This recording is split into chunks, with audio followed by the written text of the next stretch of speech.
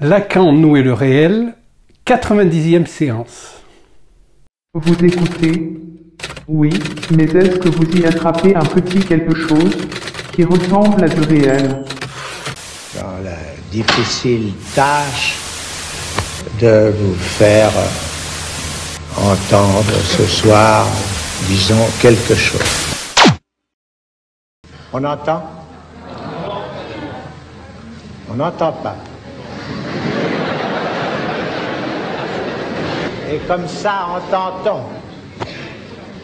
Ça va?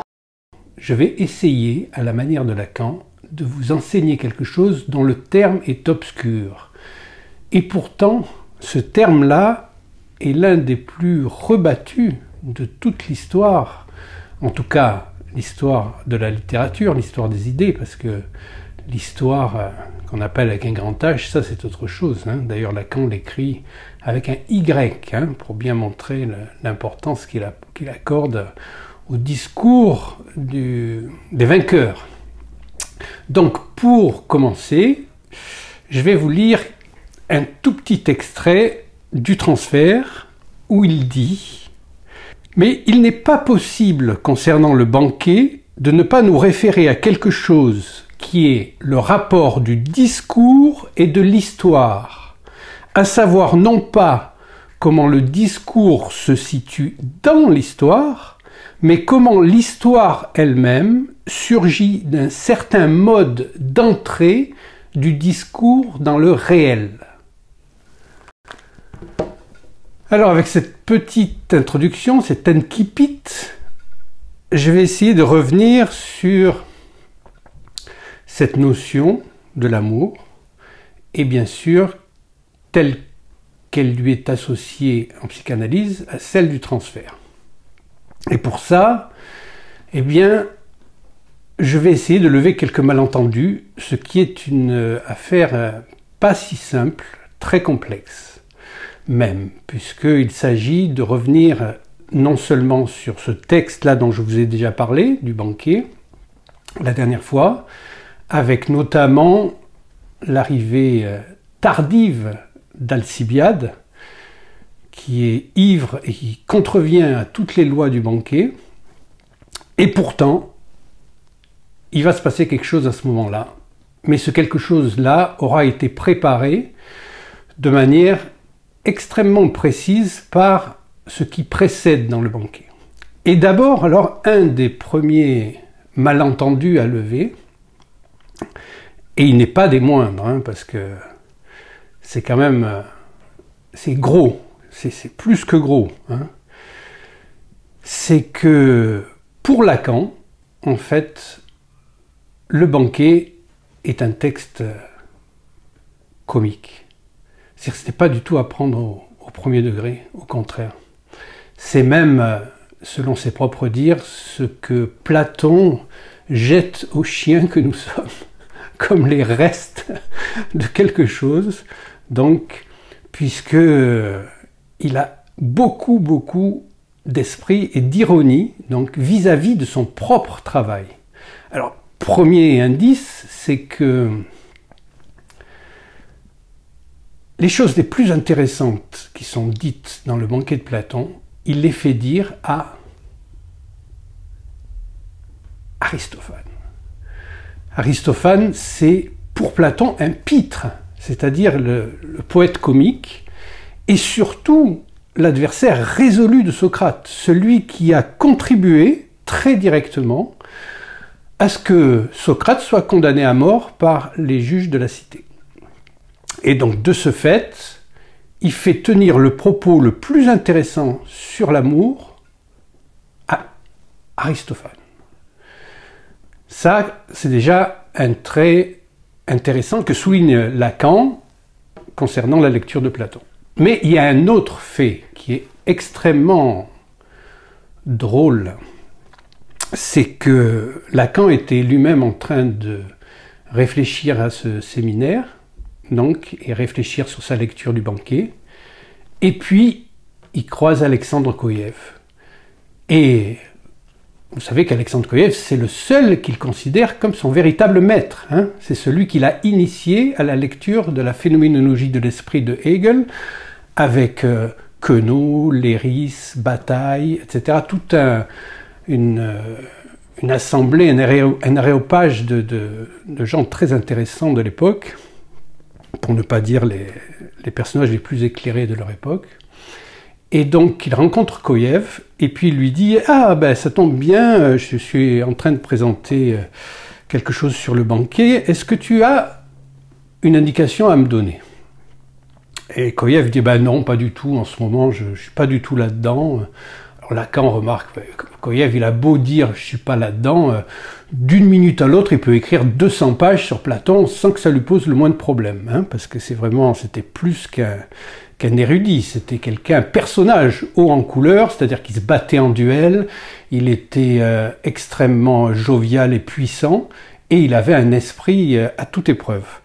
Et donc Koyev réfléchit un peu et lui dit « Tu ne comprendras jamais le banquet si tu ne sais pas pourquoi Aristophane a le hoquet. » Donc vous vous souvenez que à la suite de l'intervention de Pausanias, eh bien Aristophane est censé prendre la parole, et puis là, il y a un blanc, et puis ce blanc est comblé par différentes opérations signifiantes sur Posé, Pausanias, etc., qui justement interrogent sur l'effet du signifiant dans le banquet, ce qui est notable puisque ça marque l'intermède, et surtout, donc, Aristophane ne peut pas parler.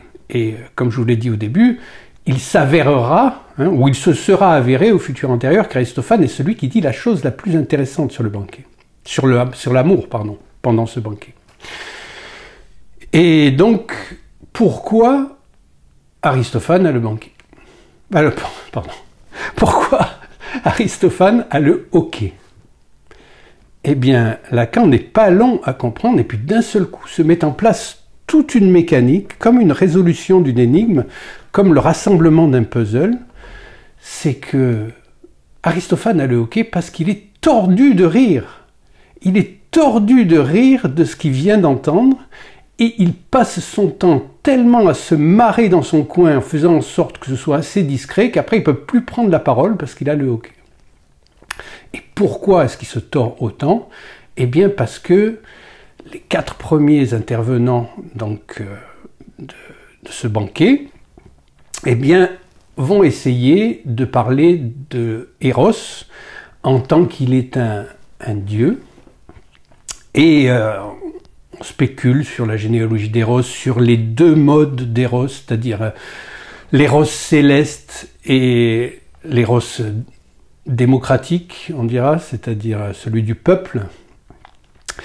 Et puis, il y a bien sûr l'intervention d'Éric Simak, qui est le médecin, et donc c'est pas parce qu'il est médecin, mais quand même, dans toute la tradition platonicienne, la figure du médecin est importante parce que, justement, il est clair que non seulement pour lui, la médecine n'est pas une science, mais c'est un art, hein, donc une techné, et c'est pour ça que Socrate fait appel à la techné du médecin, comme il fait appel à la techné de tous les spécialistes de la techné. C'est-à-dire, pour lui, s'il y a des questions à poser, pour Socrate, c'est toujours en fonction des compétences avérées de quelqu'un qui fait quelque chose. C'est-à-dire que, par exemple, dans ce cas de figure, aucun des membres du gouvernement actuel ne pourra exercer sa fonction, puisqu'ils n'ont aucune compétence dans les domaines dont ils sont censés s'occuper. Donc, pour Socrate, on retrouve ça dans son petit traité de l'éducation parfaite, où, effectivement, si vous avez, enfin, il donne l'exemple, si tu dois justement te poser des questions sur le rassemelage des sandales, qu'il faut aller voir le cordonnier. Hein, si tu veux te spécialiser dans les arts de la guerre, tu vas voir quelqu'un qui a fait la guerre, qui est un combattant avéré, qui est revenu du combat et qui a quelque chose à t'enseigner. Donc, il y a toujours une techné, et il s'agit toujours d'en référer à une techné. Et justement, pour Socrate, lui, il se définit lui-même comme n'ayant aucune compétence dans aucun domaine, sauf celui de l'amour. Donc de l'amour, du désir et de la jouissance, bien sûr, puisque les trois termes sont directement corrélés. Et donc, bien sûr que ceux qui parlent de l'amour dans un premier temps et qui font des circonvolutions autour de ce qu'ils ont entendu, etc., on peut dire qu'ils sont pris dans le discours universitaire, c'est-à-dire qu'ils répètent des choses qu'ils ont entendues, qu'ils ont apprises de certains maîtres, mais au fond, ils n'en savent rien, car ils n'en ont pas fait l'expérience. Et ça se voit. Peut-être y a-t-il quelque chose quand même d'un peu plus conséquent dans le discours de Pausanias avec l'histoire de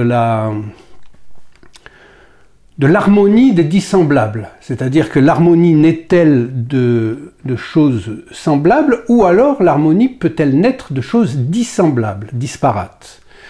Et là, donc, je ne peux pas m'empêcher de vous faire une petite aparté sur le livre, peut-être le meilleur livre de Jérôme Ferrari, qui s'appelle « Dans le secret », où il est question de la quintina, c'est-à-dire la cinquième note d'un accord, qui n'est pas jouée, mais qui cependant se donne à entendre à qui a une oreille assez fine pour ça. Et donc, d'une certaine manière, un accord ne peut être, au départ, que la possibilité sur le fond d'un désaccord de s'accorder. Donc on a une des premières possibilités là qui n'est pas trop stupide, disons, sur l'amour, contrairement aux autres qui paraissent à première vue comme ça, toujours intéressantes, logiques, etc., plutôt rationnelles que logiques d'ailleurs. Mais en fait, pour Socrate, ça vaut pas grand-chose, et pour Aristophane, donc écrit par Platon, bien sûr, puisque ce qui est curieux, c'est que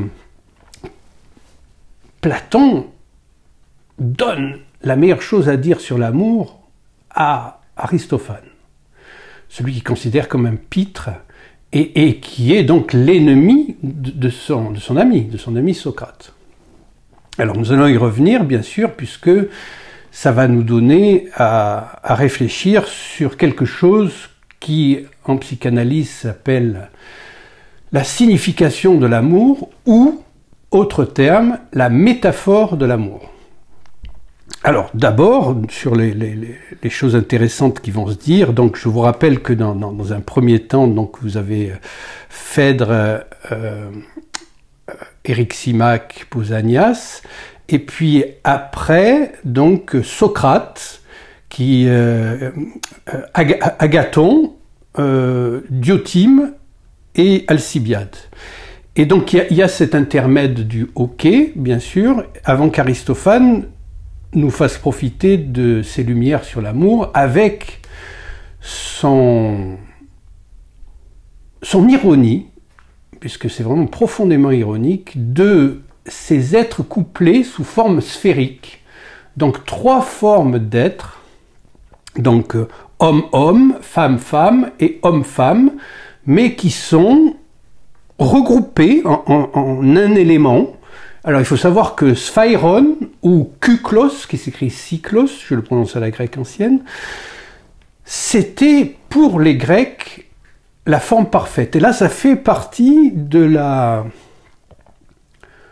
théorie des idées de Platon qu'on trouve dans la République, et qui est vraiment, on peut dire qu'à partir de là, naît la véritable philosophie, à partir des écrits de Platon, puisque Socrate est déjà le philosophe, mais on verra qu'il se situe plus du côté du psychanalyste que du philosophe, justement, tandis que Platon, lui, en couchant par écrit, parce que je vous rappelle que Socrate n'a jamais écrit une ligne, donc Platon, en se mettant du côté de l'écrit, et en relatant les faits de Socrate, des faits réels ou supposés, puisque on imagine bien que un écrivain, un auteur, surtout de la qualité de Platon, il n'est pas obligé de s'en tenir à juste des faits réels. Très souvent, les faits nous sont rapportés des années après, dont le banquet par Apollodore qui discute avec Glaucon, et donc il parle du banquet, de ce qui a eu lieu,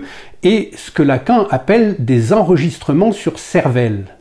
C'est-à-dire qu'il n'y avait pas à l'époque ni de gens qui prenaient des notes, ni bien sûr ce qu'on a aujourd'hui avec tous les appareils d'enregistrement, et donc il fallait enregistrer sur cervelle. Donc c'était une manière qui est totalement désuète aujourd'hui, puisque vous le savez, la faculté de concentration de nos contemporains est devenue extrêmement faible, alors qu'à l'époque il y avait une écoute pour pouvoir se souvenir avec précision de toutes les articulations syntaxiques, puisque là c'est important.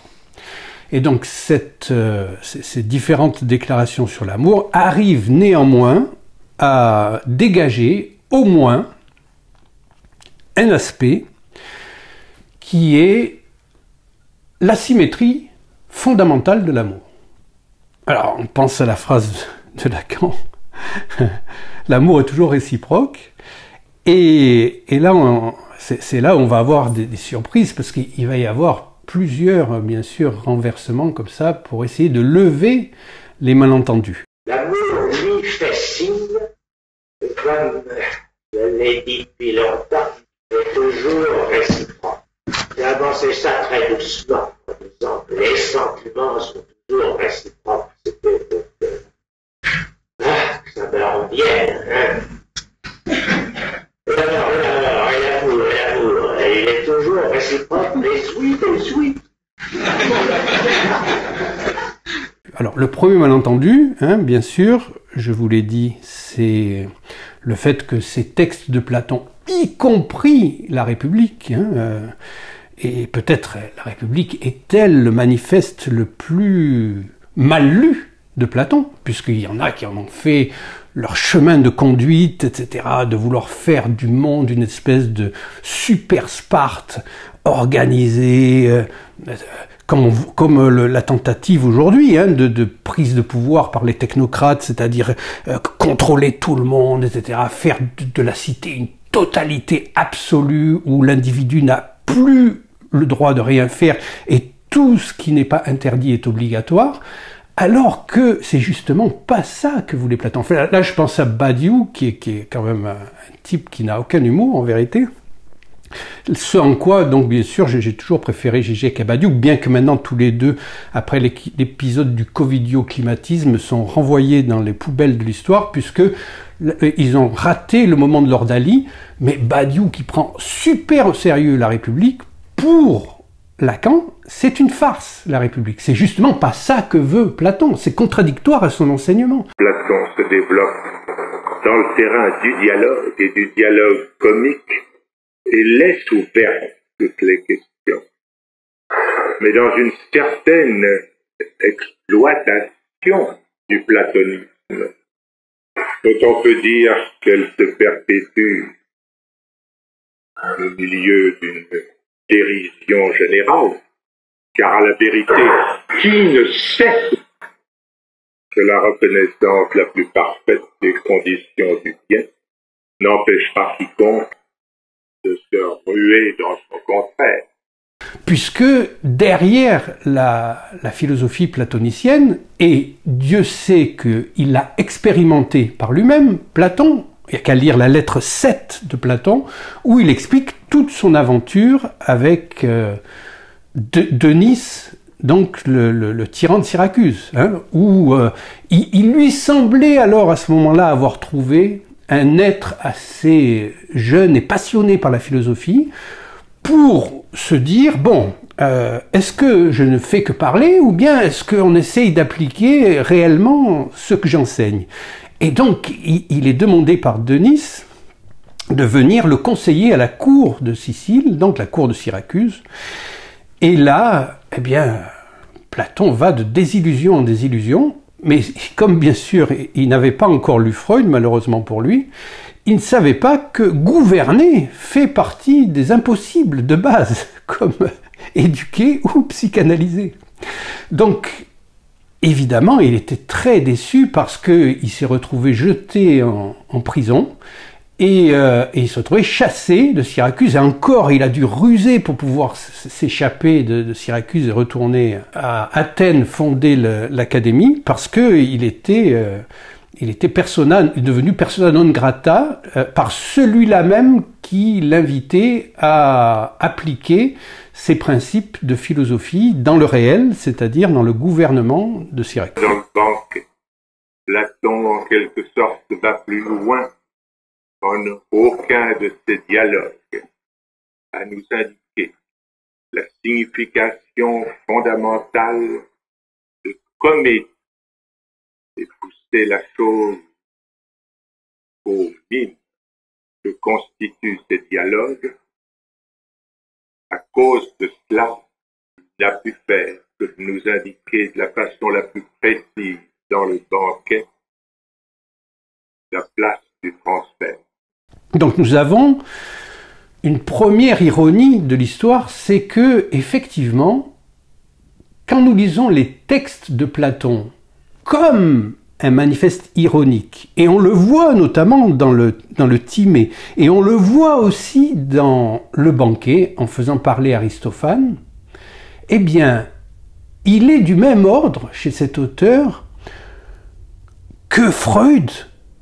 C'est-à-dire, c'est une pensée en mouvement qui n'hésite pas à revenir sur elle-même pour critiquer les propres fondements et reconstruire à partir de ce qu'il a expérimenté dans le réel pour revenir sur ses hypothèses de base. Donc il ne s'obstine pas il s'accroche pas à une idée qui serait fausse, quoi.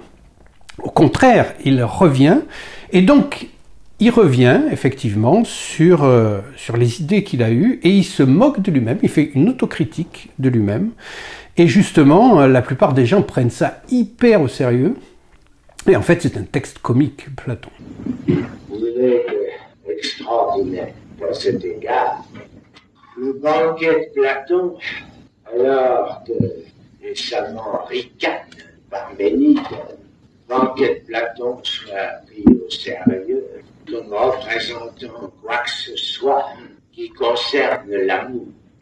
Que ce soit Aristophane, fameux qui invente la fameuse bipartition de l'être qui, de prime abord, n'était que tête à deux dos, qui se tirait serré, dont c'est la jalousie de Zeus, qui en fait deux à partir de là, c'est assez dit, dans quelle bouche est mise cet énoncé pour indiquer qu'on s'amuse bien. Voilà, c'est de très haute qualité, de très haute tenue, et notamment donc ce banquet qui est le manifeste le plus incroyable que nous ayons. Vous imaginez quand même, il y a 2500 ans, une discussion entre ces gens-là, quoi. Je ne sais pas si vous allez au restaurant ou vous écoutez les discussions qu'il y a dans la rue. Je ne parle même pas de la télé parce que le niveau de débilité, j'y arrive pas. Mais c'est quand même consternant qu'il y a 2500 ans, il y avait des hommes capables d'avoir ce genre de discussion entre eux. Alors attention, ne nous emballons pas. Hein, pour le paysan du coin, c'était vraisemblablement considéré, comme dit Lacan, comme une espèce de conversation entre vieilles lopes. Mais il n'empêche que, quand vous écoutez la qualité des propos tenus, eh bien, c'est vraiment impressionnant. Alors, revenons donc à ce discours d'Aristophane avec ces hommes qui, au départ, sont sphériques et non divisés. Et bien sûr, comme dans tous les mythes, hein, vous savez que je vous ai expliqué ça plusieurs fois, que Mythos et Logos, il n'y a pas que ces deux-là, mais ces deux-là sont l'articulation majeure de la compréhension du passage dans la Grèce antique, disons, de l'Orient à l'Occident.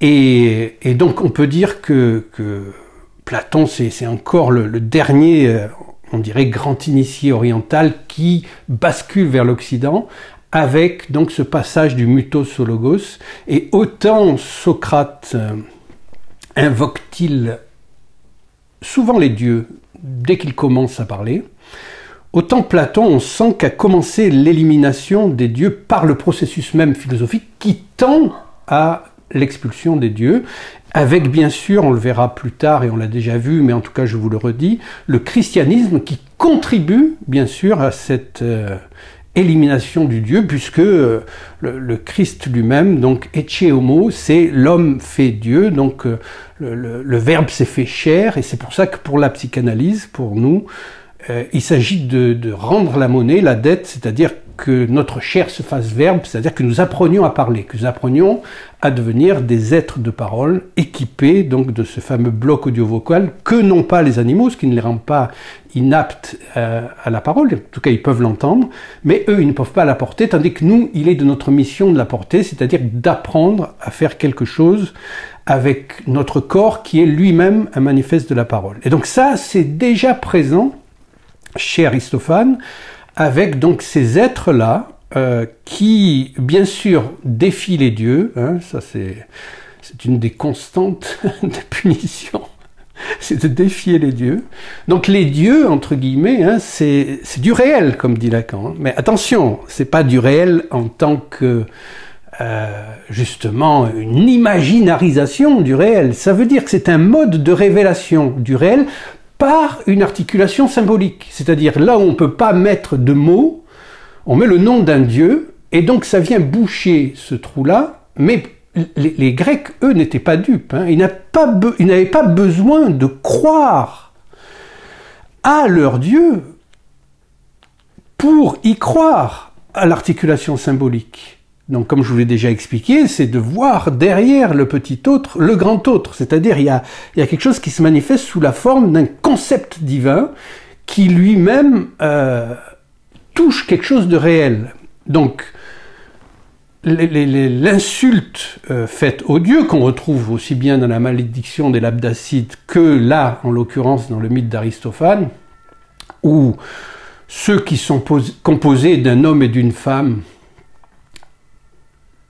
sphérisés, hein, eh bien, ils sont coupés en deux, enfin les autres aussi, hein, bien sûr, c'est-à-dire que tous les êtres sphériques vont être coupés en deux par punition des dieux, parce qu'ils sont trop arrogants, d'une certaine manière, vis-à-vis des dieux, parce qu'ils n'ont pas besoin de beaucoup de choses, ils se déplacent de manière linéaire et justement circulaire, et ils sont très à l'aise et ils n'ont pas besoin des dieux.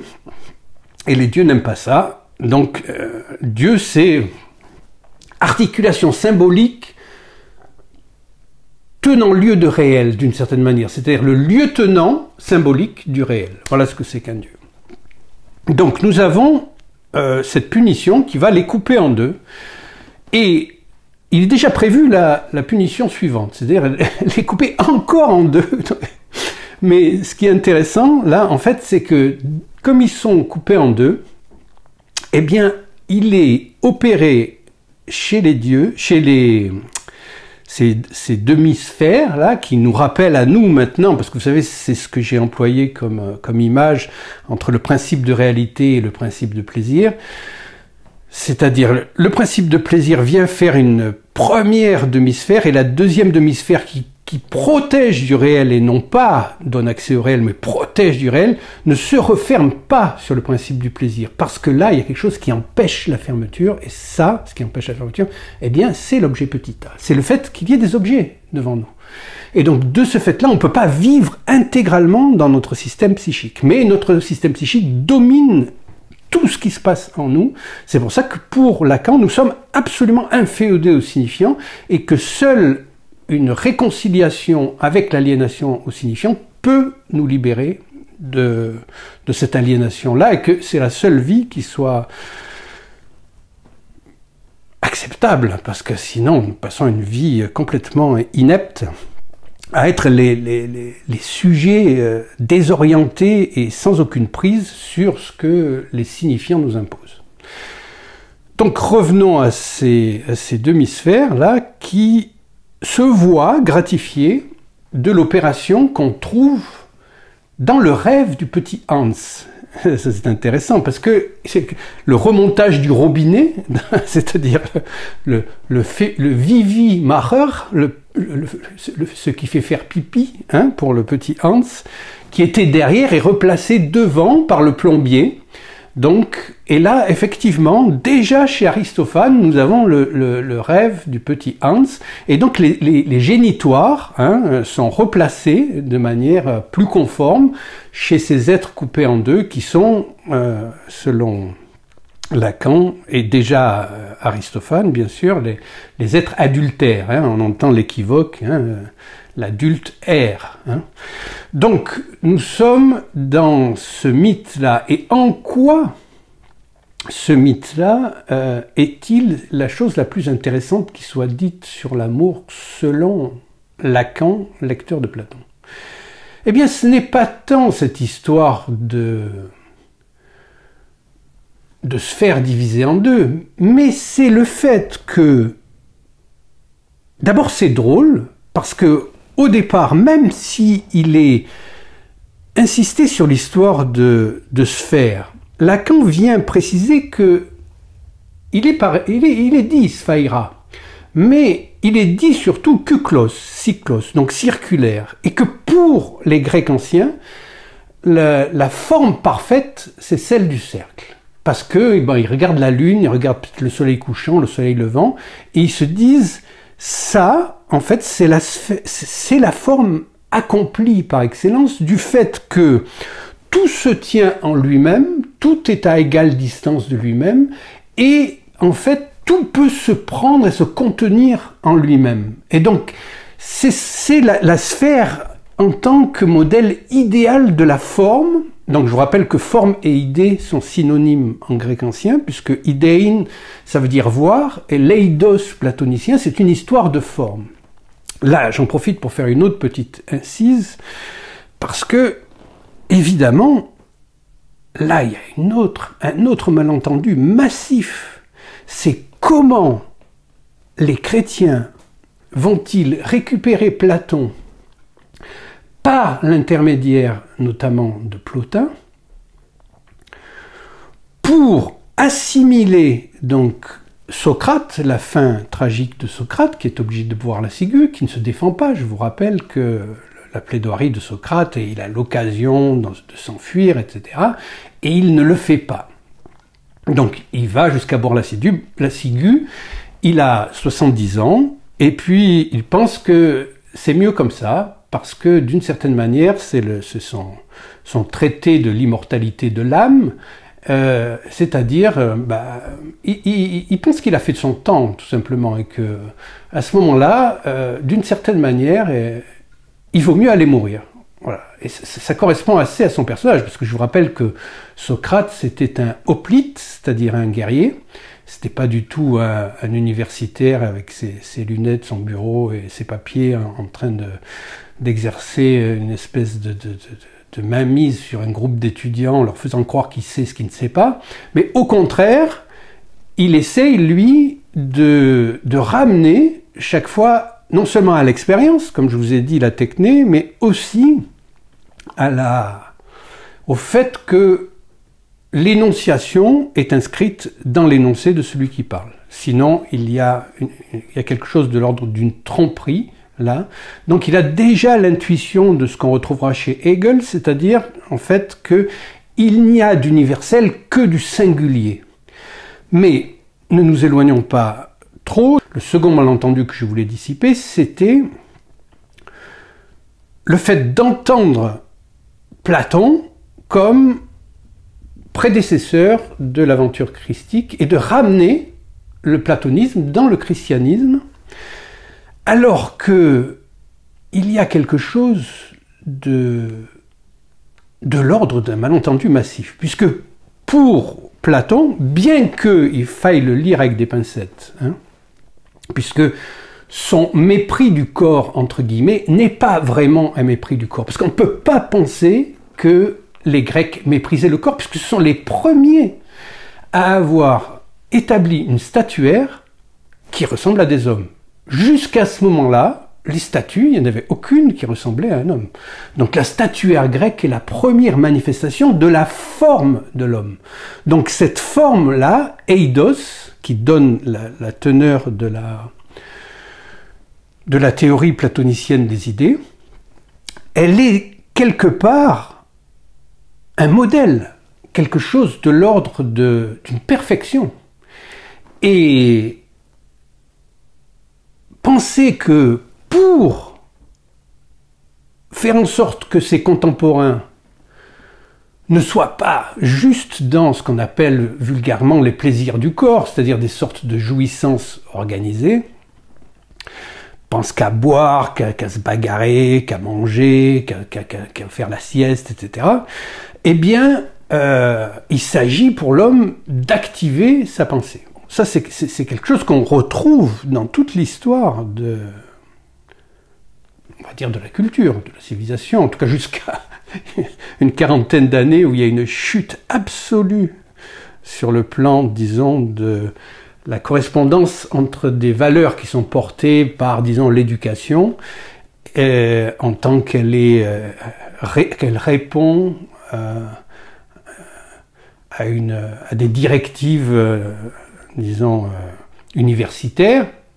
Aujourd'hui, il y a un divorce absolu, hein, c'est-à-dire que la logique s'est effondrée. Mais jusqu'à il y a 40 ans à peu près, c'est-à-dire je fais remonter ça aux années 80, puisque c'est là où Fauci est devenu donc le président de la santé américaine, enfin le ministre, le tout puissant. Et là, c'est ouvert une faille géante dans laquelle la civilisation entre guillemets occidentale est tombée. Et donc, il ne reste là, aujourd'hui, nous sommes que dans les derniers débris de ce qui s'est effondré il y a 40 ans.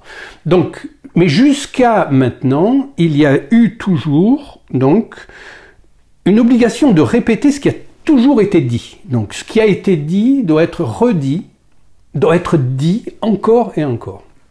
Notamment par Freud, que du moment que le fait que l'enfant sorte de la mère, c'est quelque chose de vérifiable et de sensible, de faire venir le père par la parole, c'est quelque chose de plus évolué. Donc ce qu'on trouve déjà, je vous rappelle, dans la Grèce antique, avec le mythe d'Oreste, hein, la dernière tragédie d'Échille, où justement la fonction paternelle est une fonction qui arrive par la parole et donc qui est d'un niveau plus élevé. Donc il a toujours été amené l'idée que les sens sont trompeurs, ça a toujours été le cas, jusqu'à bien sûr les années 80 où déjà on commençait à avoir donc le règne entre guillemets de l'émotion. Et ça c'est pour des procédés déjà politicards, je dirais, parce que politique c'est encore un adjectif trop flatteur. Donc de par exemple avoir un match de foot qui oppose une nation à une autre nation, et il y a l'illusion de la cohésion sociale parce que on entend une clameur générale pour une équipe ou pour l'autre. Mais ça, c'est totalement imaginaire. Il n'y a pas de cohésion sociale. Il n'y a pas de lien social. Parce que le lien social, il s'agit de l'apprendre. C'est ça le projet de la psychanalyse, de réapprendre le lien social en commençant par le début, c'est-à-dire le lien social à deux. C'est pour ça qu'on parle d'amour. Et c'est pour ça que l'amour est lié au transfert et qu'il n'y a pas 2 sans 3.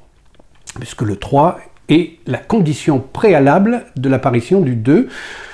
Je l'ai assez dit et fait appel aux démonstrations qui conviennent, mais je vous le redis aujourd'hui. Donc, dans cette perspective-là, il y a une sorte de retour dans Aristophane de l'idée de la fusion de deux êtres en un.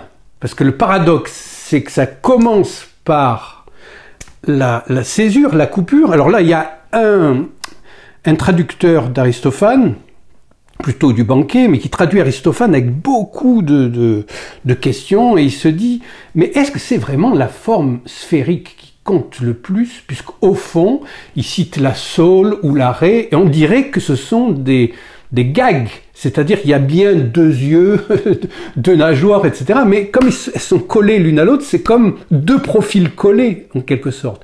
Et donc cette histoire de sphéricité fait oublier que ce qui compte, c'est le point de jointure, cette articulation-là, où se rassemblent. Et ça, c'est la notion d'harmonie au sens grec. Hein. Harmonie, au départ, harmonia, c'est les 2 côtés de la coque d'un bateau qui doivent être assemblés de telle manière que justement il ne prend pas l'eau.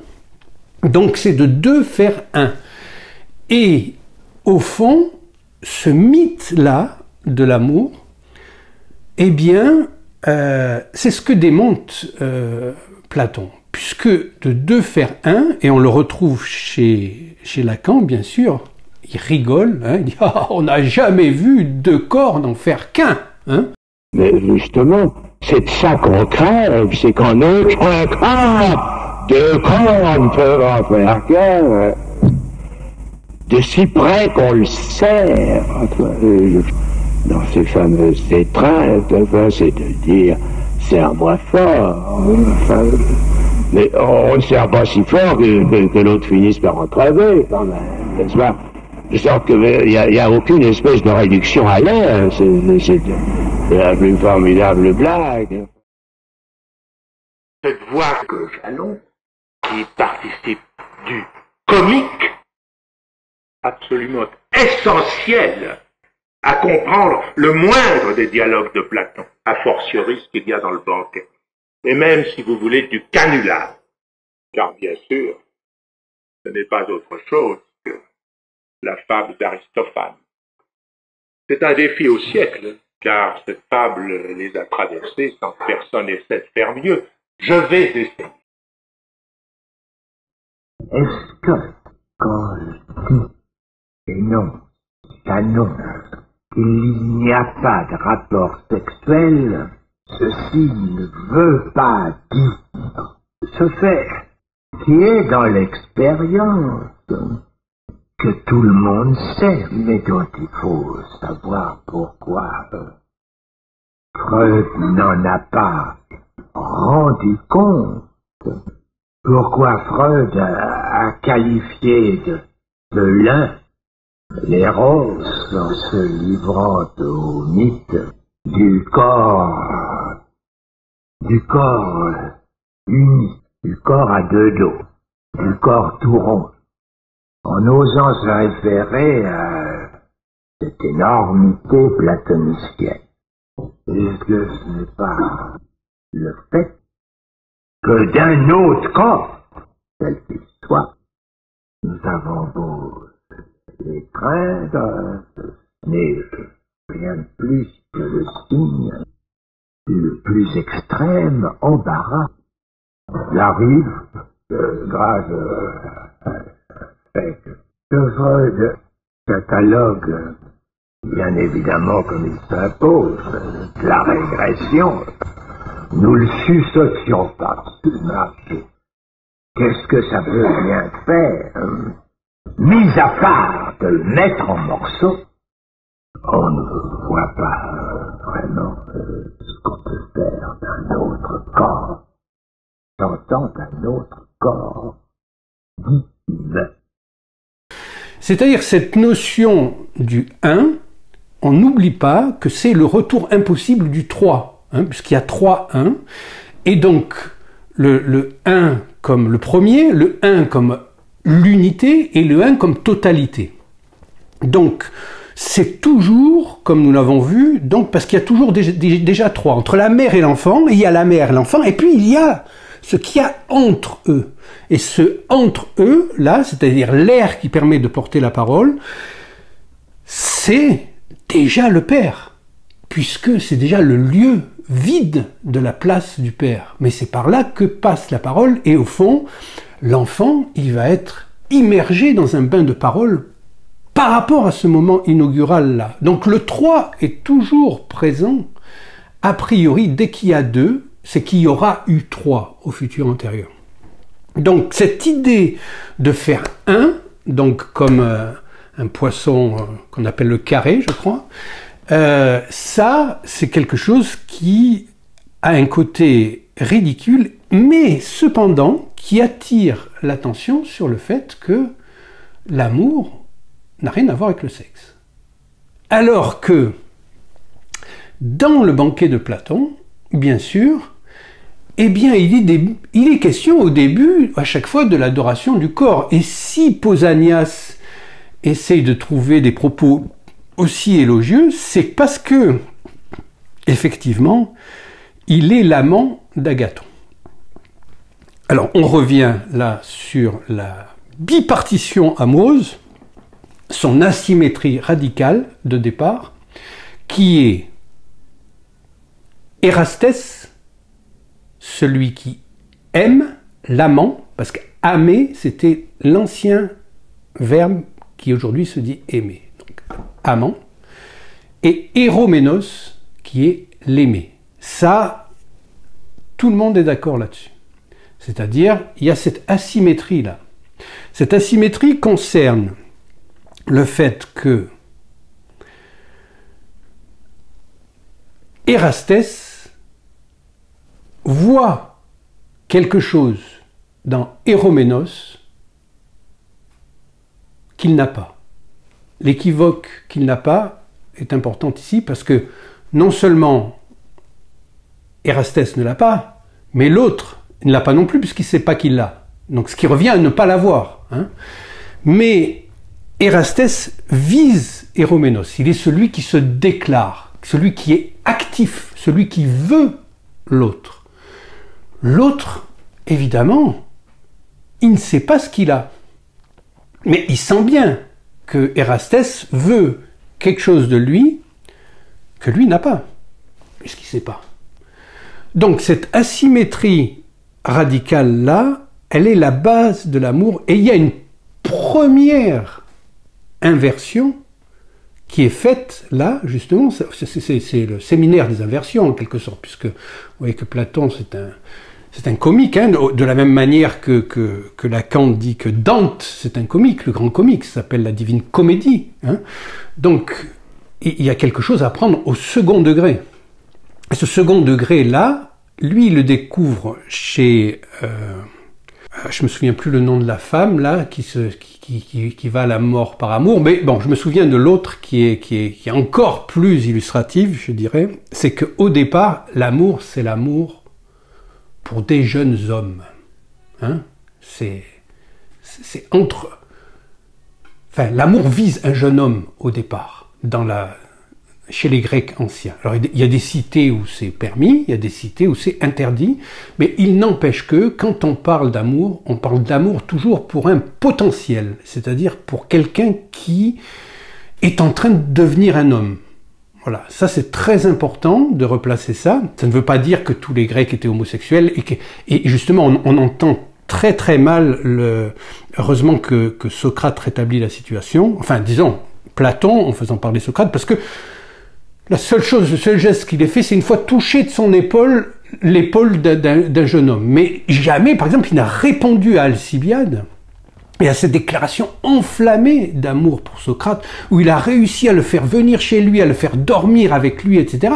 Il n'a pas fait un geste. Donc on voit bien que l'amour n'a strictement rien à voir avec le sexe, et qu'en tout cas, c'était pas du tout une folle, Socrate. Hein. Ça n'a rien à voir avec ça. Mais c'est afin de faire passer quelque chose qui est cette inversion, qui est que on a l'habitude, et vous le savez, moi le premier, de dire que la position passive pour les deux sexes, c'est ça le roc de la castration, c'est d'accepter d'être le sujet du signifiant. Ça veut dire assujetti au signifiant. C'est la fin de l'analyse, c'est ça. C'est-à-dire qu'il faut accepter, non plus de se dire j'ai envie de ça, oui mais moi mon truc c'est ça, blablabla, bla, bla, mais plutôt d'écouter les signifiants et d'accepter de se soumettre aux signifiants. Et donc c'est appelé une position passive. Et très souvent, on dit position passive égale position féminine. Mais en vérité, c'est l'inverse. C'est-à-dire que ce que découvre Lacan, c'est que justement, ce sont les femmes qui sont actives. Parce que c'est le pénisneid qui les met dans cette position d'activité. C'est-à-dire, ce qu'elles veulent, c'est pas le pénis, bien sûr, c'est le phallus.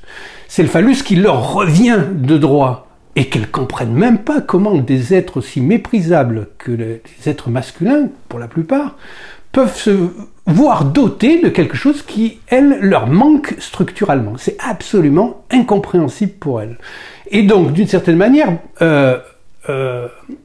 Lacan redécouvre ça avec Achille et Patrocle.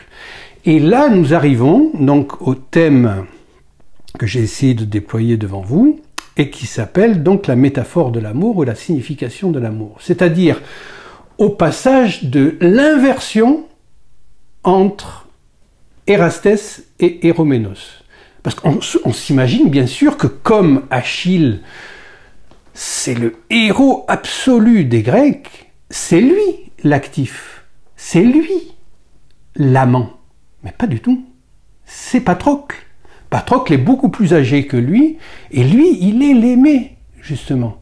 Et on lui donne ce présage, cet oracle, que si il laisse Hector tranquille, s'il ne va pas tuer Hector, eh bien, son séjour est préparé sur l'île des Bienheureux, il sera auprès des dieux, tout ira bien pour lui. Mais il ne le fait pas. Malgré les injonctions de Thétis, sa mère, il va venger Patrocle, c'est plus fort que lui, et il va tuer Hector. Et donc, de ce fait, il se retrouve dans l'Hadès, dans l'enfer.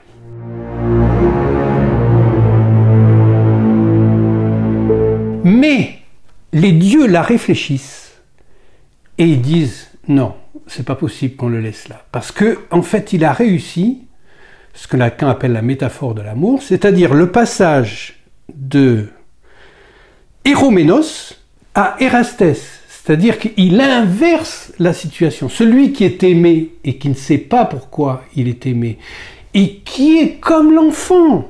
L'enfant, lui, il est aimé comme ça. Enfin, moins maintenant, mais disons dans les familles traditionnelles, un enfant, c'est un enfant qui est aimé. Aujourd'hui, ils sont sacrifiés sur l'autel de l'État selon cette horrible morale de l'État qui nous gouverne aujourd'hui. Vous avez vu qui sont les représentants de l'État quand même. Bon. Mais un enfant, il est dans une position d'être aimé. Et il ne sait pas ce qu'il a qui le rend aimable comme ça. Et l'Oedipe, le passage par l'Oedipe, ça va être justement le passage par le nom du Père qui lui permet, contre la promesse, soit d'avoir un enfant, soit d'avoir un pénis pour lui, selon qu'il soit du côté fille ou du côté garçon, d'inverser la chose et de pouvoir aimer. Parce que aimer, c'est le retournement de cette situation, donc de Éroménos à Érastès. C'est-à-dire, l'aimer devient aimant, et là, c'est plus vraiment aimant ou amant, là, c'est désirant. C'est pour ça que la psychanalyse est une entreprise d'apprentissage du désir. Parce que bien sûr que le psychanalyste se met en position d'objet petit a à devenir la cause du désir de l'analysant, mais au lieu de se faire désirer lui-même, comme ceux qui sont de mauvais psychanalystes et qui tiennent les gens, entre guillemets, sous transfert et qui jouent de cette ambivalence-là, le psychanalyste, lui, va inviter à désirer un autre. C'est pour ça que Lacan place Socrate comme le premier psychanalyste, puisque au moment où Alcibiade, de manière extrêmement puissante, lui déclare sa flamme en venant s'installer entre Socrate et Agathon, en disant tout le bien qu'il pense de Socrate, et notamment son comportement à la guerre, son comportement dans toutes les situations, etc., en disant que vraiment Socrate est son aimé, eh bien, il refuse cette situation, Socrate. Il refuse d'être ou d'avoir l'objet. Et donc, il va transférer, écoutez bien le mot, transférer son objet sur un autre. Et là, il va dire que l'objet d'amour, ce n'est pas lui, c'est Agathon. Donc là, vous avez le processus psychanalytique donc à l'œuvre, puisque pour Lacan, on peut dire que après le Saint Jean, au début, était le verbe, et Goethe, au début, était l'action, eh bien, pour le psychanalyste, au début, était l'amour en tant que désir. Et donc, le désir, comme on l'a vu, eh bien, ce n'est en rien un désir d'objet. C'est-à-dire le désirer le désir. Le désir se veut reconduit en tant que désir, et donc, de ce fait-là, le désir revient vers ce qu'il est originellement, c'est-à-dire une désinence du dire, c'est-à-dire amène le sujet à déployer les possibilités des défilés de sa parole qui le déterminent, lui, en tant qu'être de désir. Voilà donc la manière dont fonctionne le travail analytique et sur la base de « au début était l'amour ». Au début était le désir. Alors, une petite touche peut-être finale, j'en sais rien, on verra s'il y a des questions, pour dire que qu'est-ce que ça veut dire, donc, l'amour, c'est donner quelque chose que l'on n'a pas à quelqu'un qui n'en veut pas. Donc, je vous l'ai dit, le Érastès, comme il est en position de désirer quelque chose de l'autre, de Héroménos, chez l'autre, que l'autre ne sait pas, bien sûr. Enfin, il se doute de quelque chose, mais d'une certaine manière, sa position éthique, ce serait de déjouer ça, de ne pas s'identifier à l'objet petit a de l'autre. Ce que font les mauvais psychanalystes, et ils sont légion, c'est qu'ils se mettent dans cette position-là. C'est-à-dire, ils pensent que c'est eux qu'on aime, d'une certaine manière, ce qui est quand même assez ridicule, c'est digne de l'ironie de Platon. Mais donc, Érastès désire quelque chose d'Héroménos, et donc, évidemment, c'est comme les sacrifices pour les dieux. Pour l'obtenir, Érastès va donner quelque chose qu'il n'a pas. Alors Lacan, avant ça, dans les premiers séminaires, il dit « on ne peut donner que ce qu'on n'a pas ». Phrase on ne peut plus mystérieuse a priori, on peut dire. Mais si vous écoutez un peu, si vous réfléchissez un peu, vous regardez les gens que vous avez autour de vous, vous les écoutez parler. Vous verrez que la plupart des parents, quand ils parlent de leurs enfants, ils disent « j'ai voulu lui donner ce que je n'ai jamais eu ». C'est-à-dire qu'ils veulent que les enfants fassent des études, qu'ils aient de l'amour parce que les parents ne les ont pas aimés. C'est-à-dire qu'ils veulent leur donner tout le temps ce qu'ils n'ont pas et ce qu'ils n'ont jamais eu. À quelqu'un qui n'en veut pas. Ah ben bien sûr. Parce que s'il en voulait, il se mettrait dans la position de duperie, de se faire passer pour l'objet qu'il n'est pas, alors que lui, il est sujet. Mais dans une relation, il n'y a pas d'intersubjectivité. Il y a toujours un en position de sujet, l'autre en position d'objet, et vice-versa. Donc lui, quand il se passe en position de sujet, il ne peut pas jouer ça. Donc il va déjouer de telle manière qu'il réduit la duperie amoureuse. Et de ce fait-là, donc, comment peut-il répondre à ça? Il répond alors par son propre manque. C'est là où vous avez la métaphore de la mort. Il y a une métaphore parce qu'il y a une substitution. Il substitue l'objet qu'il n'a pas dans un manque pour répondre à l'autre avec ce manque. Voilà. Aimer, c'est donner ce qu'on n'a pas à quelqu'un qui n'en veut pas. Et donc là, on se replace dans une position où le désir, comme nous l'avons vu dans les séminaires précédents, passant par l'apparition du beau, de la beauté, et de l'effet de stupéfaction que provoque la beauté, va continuer sur les défilés du désir pour amener, sous la forme d'un leurre accepté, c'est-à-dire que le fantasme fait partie intégralement de la vérité, c'est déjà dit par Hegel, mais c'est repris par Lacan, donc pour s'acheminer vers son dire, et c'est pas parce qu'il y a une meilleure distance qu'il n'y a pas d'amour, c'est au contraire la condition pour qu'il y ait vraiment de l'amour. Et que Socrate se comporte toujours de manière très digne, justement, parce que il n'est pas dans la consommation des choses. Il est au contraire dans le fait d'élever à chaque fois l'objet à la dignité de la chose, qui s'appelle topragma. Topragma, c'est la chose. Et là, c'est vraiment la révélation qu'a Platon en allant exercer son pouvoir dialectique directement en prise avec la politique chez Denis de Syracuse. À ce moment-là, il se rend compte que topragma, c'est ce à quoi nous avons affaire et que nous pouvons ne faire qu'avec la dialectique, ce qui nous amène à développer en nous cette capacité, donc, de parler, d'arriver tout simplement à parler de manière dialectique. Donc, dans le cadre de la psychanalyse, en tout cas après Lacan, ça s'appelle se mettre au service du discours analytique.